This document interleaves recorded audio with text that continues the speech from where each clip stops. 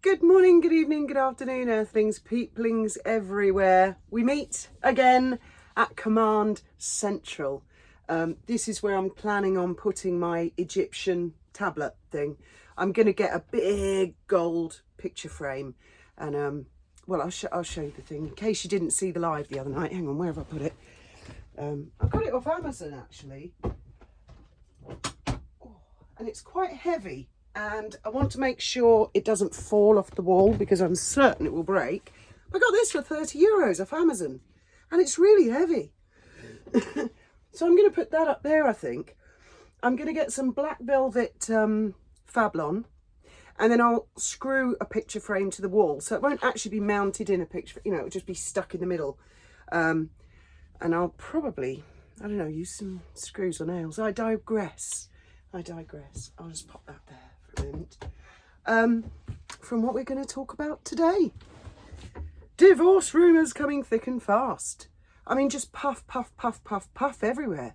Talking about basically the dilemma between Harry and Meghan and how they're on completely different pages and how Meghan had a little meltdown in public. Now, I've got my doubts about this. Firstly, I'm not sure the woman has a heart in order to have a breakdown in public or anywhere else. But, and again, this is Radar Online, somebody said that a tipster, they referred to, a tipster, this is a new term. This is not the usual, you know, source, insider, royal insider, a tipster. I'll see if I can get the article up. I've got Graham's phone here, so. And I'll try and remember to put a link in the description. Yeah, Meghan Markle is said to have suffered a public breakdown recently in California, which has led to speculation the Diva Duchess marriage to Prince Harry is falling apart. Well, I think we all can agree it's been falling apart for quite a long time. Then it goes on to say, oh no, they've said eyewitness. Oh, tipster must have been in a different one. So, I mean, we're getting different terminology now, aren't we, for these leaks, shall we say. According to an eyewitness, the 44-year-old was spotted fighting back tears and appeared overwhelmed while visiting a bookstore near Montecito, not in Montecito, in what many think is proof things are falling apart for Markle. Well, firstly, if there's any truth in that, I believe she would have staged it. You know, one tear left I go and all that. Also, as some of you may know, we have members of the community here who live in Montecito, and some of which, I won't divulge who they are or who they're connected to, don't worry, very well connected people who say they've never seen Meghan and Harry around Montecito, which I've always found very odd because when someone lives in a community, especially if they're a celebrity, then they are noticed, they're spotted, and you can normally find people around the town. Like I've mentioned before, the town I come from, we've had lots of celebrities living in Brighton. In fact, one time, Graham and I took the kids to a park on Madeira Drive on the seafront. And all of a sudden, Graham said to me, I feel like I'm surrounded by police. And I looked around and I thought, oh, I see what you mean, the parents. And then I realised, I said to him, they're not police, they're actors. They're the majority of the cast of The Bill, which was a very, very famous long-running police TV series. The majority of the cast members were there with their little ones. They'd moved, relocated to Brighton. Happens a lot. And there was a very famous member of that cast called Chris Ellison. Well, I think he still is pretty famous. He's been in loads of stuff over the years. And we met Chris Ellison at one point, and he came to our boat. He was nothing like Inspector Burnside. Totally different. Really, I won't say what he's into, but I mean, just a completely different personality. So when you have famous people who live in the area, they tend to get involved, especially if there are community projects or things they care about. You know, if there's a bit of a protest, then you'll normally find the local celebrity at the front of the thing holding a placard, say no to fracking, or, you know, say no to this, say no to bail hostel, that type of thing, or save our hospital. That sort of thing, like Sir Paul McCartney. He lived in, I don't know if he still does, but he used to live in Pease Pottage, with Linda. And he was quite frequently on the front page of the local newspaper.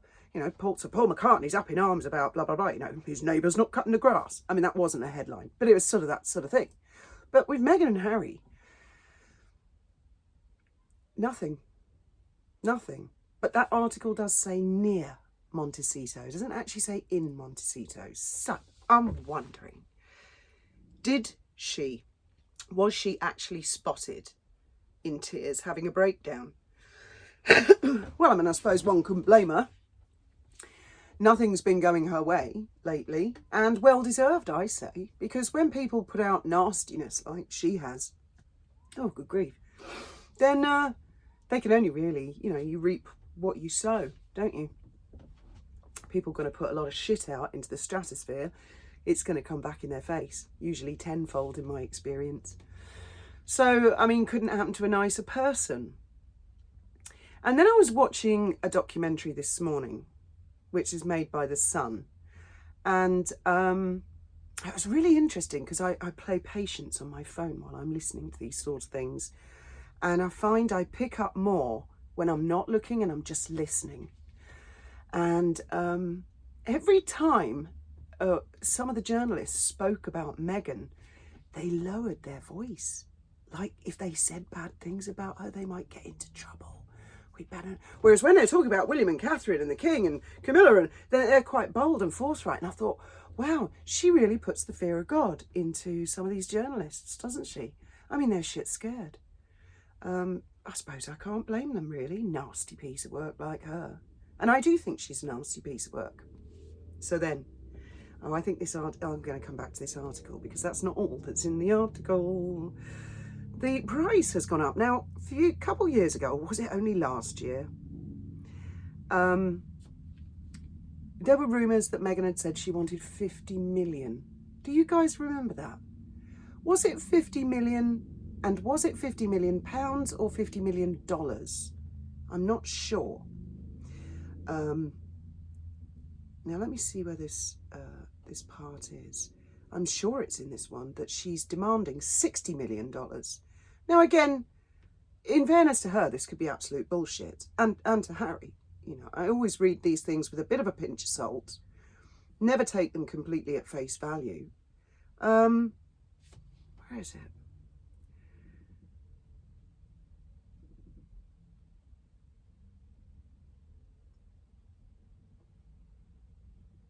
I'm sure it was this article. Yeah, I think I've gone down too far.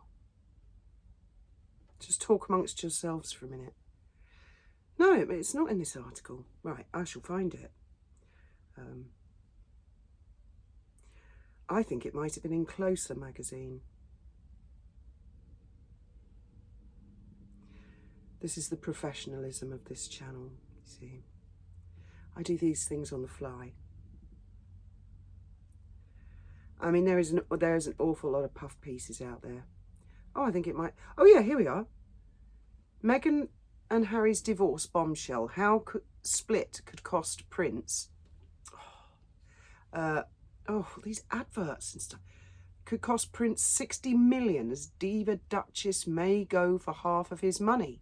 Yeah, this is the one. Oh, I made a piece of paper. I wrote notes on a piece of paper and I've left it upstairs. Anyway, I can remember a bit.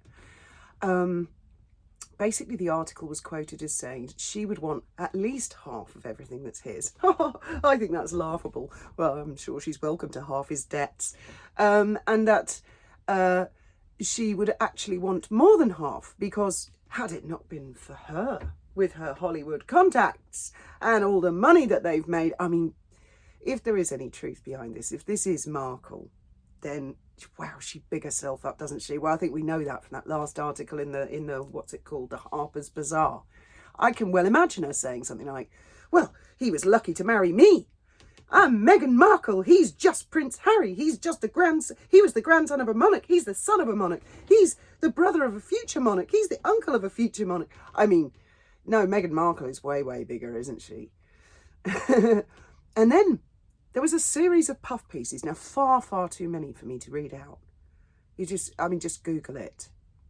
if you look, I've started to go straight to Radar and straight to Closer magazine, because I find these tipsters, and I'm sure one of them referred to it as a tipster. They must have done, because it's, you know, it's not a word I use and it's in my mind.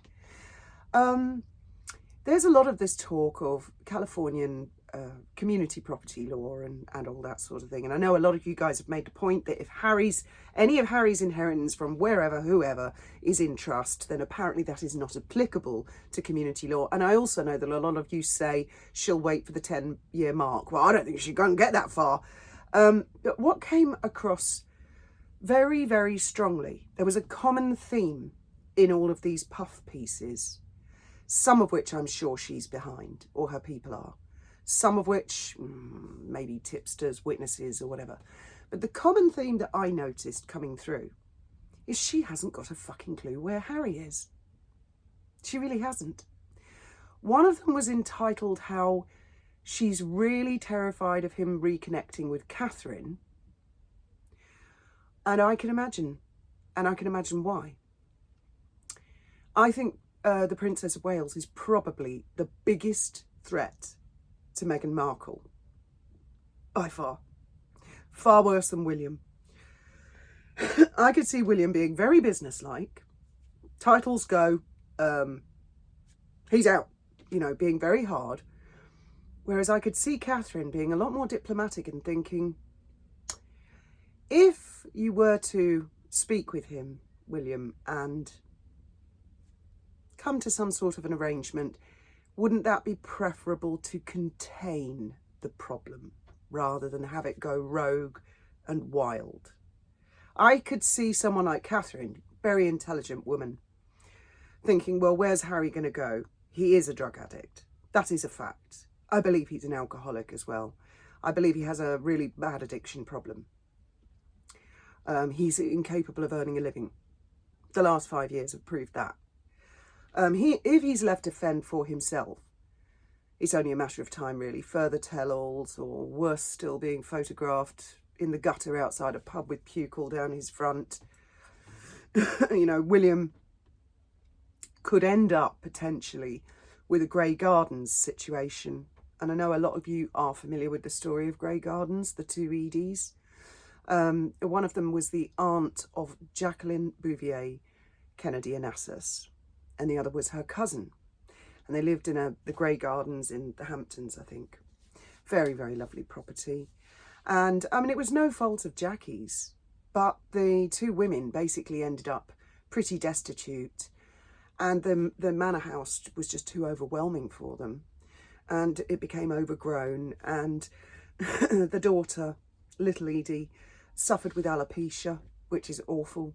And a couple of documentary makers rocked up in the 1970s or 80s at the mansion, and they offered them something like $5,000 to allow these, I think they were brothers actually, the production company, they allowed them to come into the mansion and to film them in their natural habitat, so to speak. And it is available on YouTube. I remember watching it when I was about 14 years old, and my mother walked in the room and she said, "Oh my God, is this the Bouviers?" And she said, "Oh, I wonder if Jackie knows all about this." I said, well, if she didn't, she's going to know now, because they're all over the TV. And I mean, they had raccoons nesting. They had a lot of cats, as you know. I love pussy cats, but they do multiply.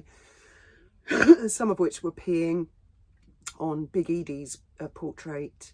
The house was absolutely dilapidated. And little Edie's solution for her alopecia was to tie a jumper around her head, which was quite inventive, actually, I think. And she had a wonderful figure and very attractive lady. But her behaviour was quite strange. And Jackie came under a lot of criticism at the time from people who sort of said, how can you be married to Onassis, the richest man in the world, as he was then, and allow this to happen to your aunt and your cousin, you know?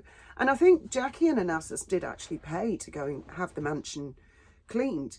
And I suppose Catherine might have said to William, you know, do we want that sort of situation, a Grey Gardens situation, where Harry could be living in his own filth? He could end up, you know, off his tits on goodness knows what.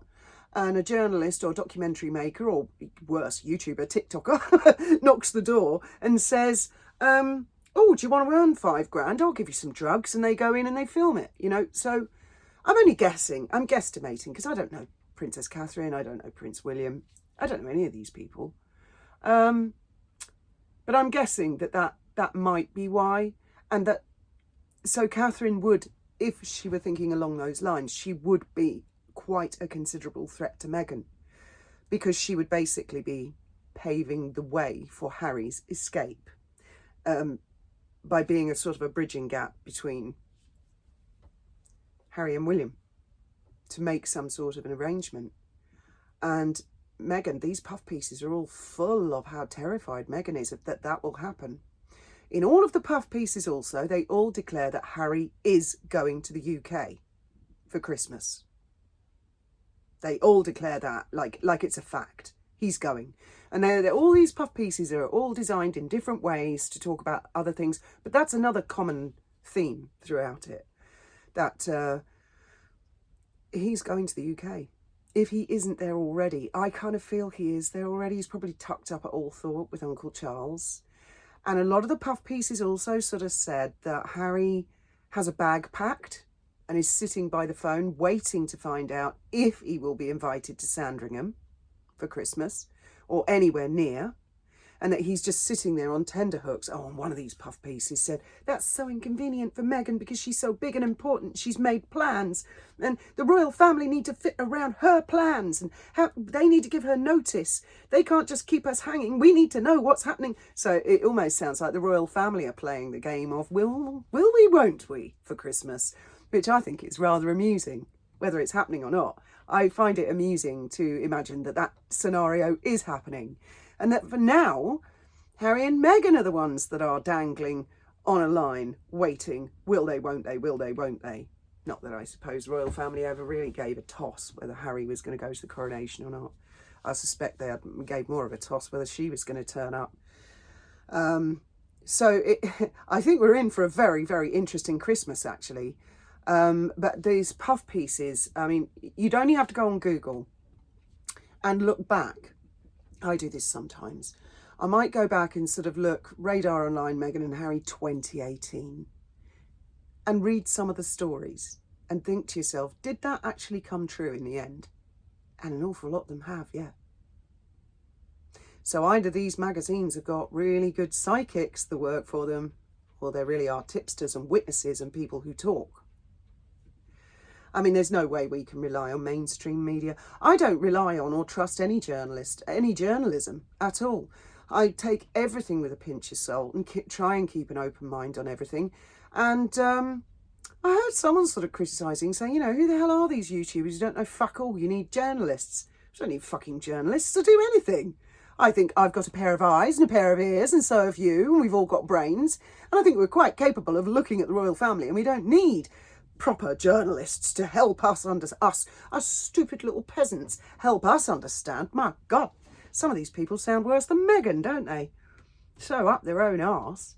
So what I am asking you guys is, especially those of you that are familiar with Californian property law. Now, I don't know where any divorce would take place because I've never been divorced. I've only been married once and we never got divorced. So I don't know. When you get married, can you get divorced anywhere? Or do you have to get divorced in the place where you got married? I've no idea. Or do you get divorced in the place that you call your domicile? I don't know. And that brings up the case of domicile again, doesn't it? With Harry as a councillor of state. He's not domiciled in the UK. So it is my belief at this point in time, based on the information that I have gleaned through puff pieces, that Harry's left her.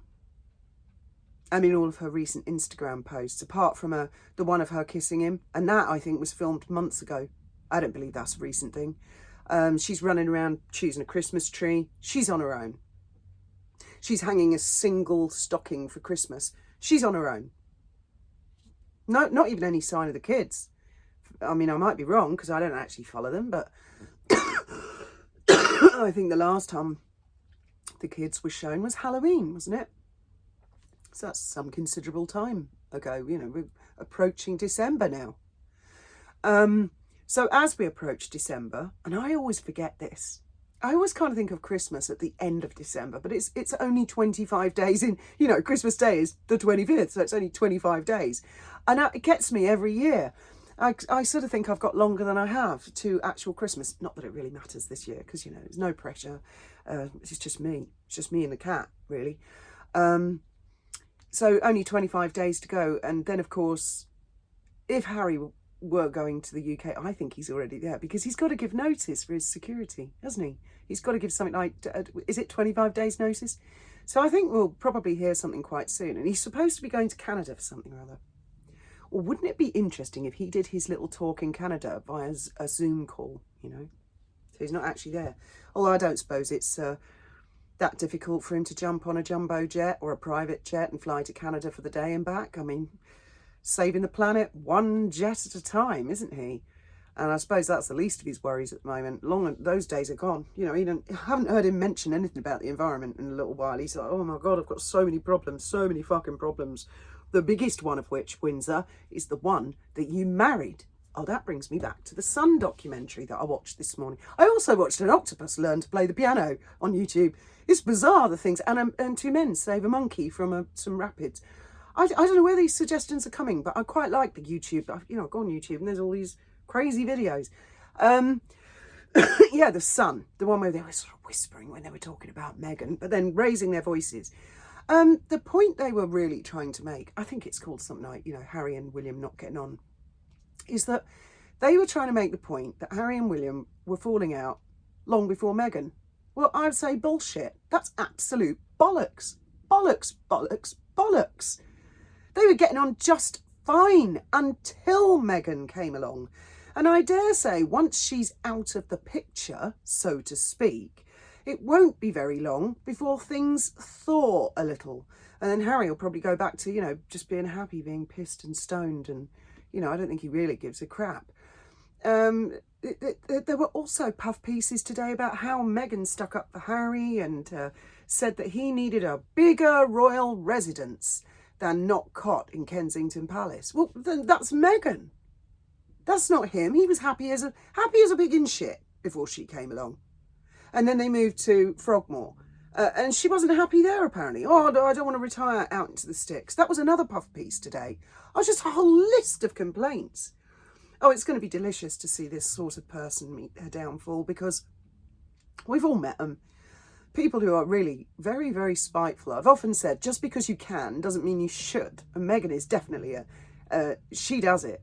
She doesn't care if she can or should or would. She's just going to stick the knife in every time, whenever she can. And there are a lot of people who are out there who are like that. They'll happily stick the knife in when they don't need to. And boy, in my experience, it comes back and blows up in their face. Wild ways, raw ways, as my ex-friend used to say, from Birmingham. I think it was a Birmingham term. Raw ways. So I believe, and there's absolutely no fucking way she's going to get $60 million out of Windsor. I'd be amazed if he had $6,000 left, let alone $60 million. I think he's just piled up with debts. I think what she's hoping is that the king and the royal family are going to give him money to buy her off. And I don't believe they are going to give her one red cent. This is Harry's mess. Harry married her. Harry's the one who's got to deal with it. That it may be that the royal family will allow him what they call a grace and favour property, which means he doesn't own it, but he can live there either rent-free or for what they call peppercorn rents, some sort of modest rent, which I doubt he could even afford, somewhere out in the sticks, maybe somewhere like the Cotswolds. And that wouldn't be his, so that wouldn't come into a divorce. And they might even give him an allowance, say, I don't know, £1,000 a week. That's pretty decent, isn't it? And a policeman on the door. I've said this before, because that policeman could not only placate Harry and make him feel he has his own personal protection officer, but that officer could report directly back to Prince William and Princess Catherine and let them know if any bad influences are entering Harry's life. Any other bad influences? I mean, where was the security personnel when Meghan came along. It's just unbelievable. It's unbelievable on the one hand. And on the other, it does make the royal family somewhat relatable, that even the royal family are susceptible to these type of snakes that can come along, and or cuckoos, if you like, who enter the nest and, you know, kick off and cause a big kerfuffle and a flurry. So to me, it makes them ever so more relatable, because we've all met people like that. And you just have to sit back and watch. And it must have been awfully frustrating for them all these years, not being allowed to say anything back, not being allowed to defend themselves. But boy, I bet they're going to enjoy it when her downfall comes. Oh boy, I bet they are going to love it. For the life of me, I don't really understand why MI6 and MI5 don't release the hounds on her previous colourful life to the newspapers. Or perhaps they have, and the newspapers are just choosing not to print about it at the moment. And at that time will come, maybe. I don't know. We shall have to wait and see. I think we're going to have odds on. I'll tell you what I would like to see. If Harry were going to go to Sandringham for Christmas, I'll tell you what I think would be absolutely delicious cold revenge served up for Meghan, would be if Harry had the 2 children with him. And they were dressed smartly, I'm sure I've said this before, with their hair brushed and looking happy and laughing and being with their cousins, Charlotte, George and Louis. I think, and old Megsy sitting back in Montecito or wherever her lair is, with her one brown beige Christmas stocking, because she says she couldn't possibly go to the United Kingdom. Harry's begged her, apparently. Begged her. I bet he fucking hasn't. I bet he's thought, oh God, I just want a break. I know I would feel like that. I do feel it's all her fault. I do. I know a lot of people say, oh, Harry's just as bad as her. No, I don't believe that's true. Harry's a wanker. Harry's a dick. Harry's done a lot of stupid things. But no, she is an abuser. It is an abusive relationship. She laid on Princess Diana's grave. She pretended to this simple-minded half-wit that she had spoken to his dead mother, and that his dead mother had told her to tell him that he has to do everything Meghan wants. That is highly abusive. If a man did that to a woman, the world would be in outrage. But because it's the other way around, people are too careful to say, oh, we can't blame it all on Meghan. Well, yes, I can, if I want to. I'm allowed my opinion, and that is my opinion. I think that William and Catherine and Harry were getting along just fine before she came along. And when she came along, all hell broke loose, because she is a destructive personality. Very, very, very destructive woman. She's malicious, she's vindictive, and she's spiteful. And my advice to anybody who comes across people who are any of those things is distance yourself. Get the fuck away from them. Have nothing to do with it. You know, let them do their thing. Follow the example, basically, of Prince William, who's had to sit there all these years, tight-lipped, and not say a word. I know it's difficult and I know it's painful, but it's the only way, really. It's the only way. And I can see she is going to scream and scream and scream until she goes blue in the face, wanting her $60 million. It'll be interesting to see if the puff pieces reduce the amount in the weeks to come. Like, oh, Meghan's only asking $30 million now. Oh, Meghan's only asking $20 million. Oh, Meghan only wants $1 million. It will be very, very interesting if tipsters, so-called tipsters, sources, eyewitnesses, as the pressure mounts, as time goes by and no one capitulates to what she wants, and the reality of the situation begins to bite in, and she realises, you know, I need to pay the bills, I think the price might come down considerably. And these puff pieces, I genuinely believe these are her way of speaking to us, the public, of getting her form of her narrative out there. I really, really do. I mean, some of those puff pieces today even said that close friends to Harry and Meghan had said, oh, well, they're still together, but it's actually, you know, tension that's been holding them together. They've been through some tense times. There've been dodgy moments. I can remember those dodgy moments. I can well imagine. Like, one time he had a birthday and she was nothing to do with it. And he went off for a lad's weekend camping. I think, you know, it goes, and that was maybe a year or two back. The other time she was in all in lilac with a sort of a lilac blowing scenery green screen thing behind her doing a speech, I felt that he'd left her then. I reckon he's left her on more than one occasion, and then he's capitulated and he's gone crawling back like the bollockless little fool he is. Let's just hope this time is one time too many.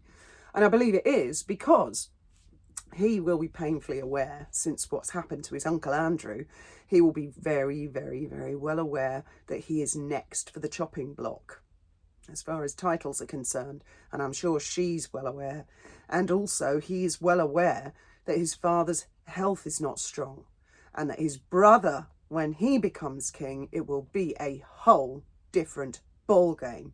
So it's not just that Harry's homesick for a pint of lager down the pub, which apparently is his priority, as opposed to children, you know. He's not thinking, oh, it's going to be so lovely and wintry and we'll go and get a Christmas tree and a log fire and the kids will get to experience Christmas in the UK for the first time and they'll meet their cousins. No, it's, oh, I want to go down a pub. I miss the English boozer. Oh, those pub crawls over the where is it? That's in Gloucestershire, isn't it? The Cotswolds. That's what he's looking forward to. He's obviously, you know, I bet he would like a break so he doesn't have to worry about things financially. I bet he'd like to go and kiss butt to make sure he can protect his titles. I bet he'd love to live in the security of royal palaces again. He wants to go worm his way back in. And if it is the case, you know, and I'm only guessing, but I'm just feeling that someone like Catherine might look at the reality of the situation and think, we just can't, he is too rogue. And this could get worse and worse and worse. And there will be certain members of the public who would criticise the royal family if Harry were to end up like some sort of Darrow Trump. Not Trump, sorry, I didn't mean that word. Tramp. That was a total Darrow tramp living on the streets, you know, pushing a shopping trolley full of old tins and stuff.